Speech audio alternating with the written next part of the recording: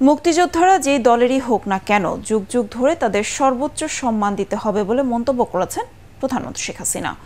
রাজধানীতে প্রধানমন্ত্রীর fellowship award অনুষ্ঠানে তিনি বলেন, নারী, ক্ষুদ্র নৃগোষ্ঠী থেকে শুরু করে কেউই যেন পিছিয়ে না থাকে, সেজন্য সরকার সবসময় সচেষ্ট। বিস্তারিত আপেল মাহমুদের রিপোর্টে। বিদেশি বিভিন্ন স্বনামধন্য বিশ্ববিদ্যালয় থেকে মেধাবীদের উচ্চতর জ্ঞান অর্জনে 2018 সাল থেকে চালু করা হয়েছে প্রধানমন্ত্রী ফেলোশিপ। এ পর্যন্ত 308 জন স্নাতকোত্তর ও 116 জন পিএইচডি ফেলো এ বৃত্তি অর্জন করেন। রাজধানীর প্রধানমন্ত্রী কার্যালয়ে এ বছর 48 জন বিসিএস ক্যাডার এবং বিভিন্ন বিশ্ববিদ্যালয় ও স্কুলের শিক্ষক শিক্ষার্থীকে ফেলোশিপ অ্যাওয়ার্ড তুলে দেন প্রধানমন্ত্রী শেখ হাসিনা। প্রধানমন্ত্রী বলেন, ফেলোশিপের পুরো টাকা জনগণের। বিদেশ থেকে ডিগ্রি নিয়ে দেশে ফিরে মানুষের কল্যাণে কাজ করতে হবে।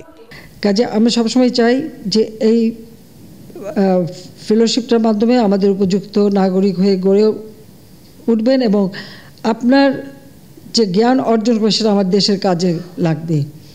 কারণ বিশ্ব পরিবর্তনশীল, এই পরিবর্তনশীল বিশ্বের সাথে আমাদের তাল মিলিয়ে চলতে হবে।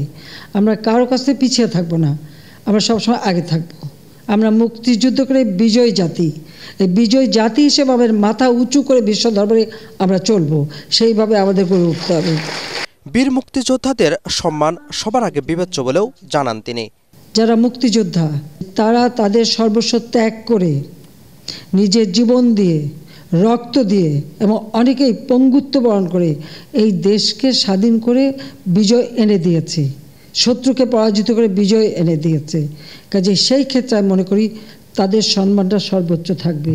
এ সময় প্রযুক্তি শিক্ষা ও গবেষণার উপর জোর দিতে ফেলোদের প্রতি আহ্বান জানান প্রধানমন্ত্রী। Apple Mahmud, ATN Bangla, Dhaka.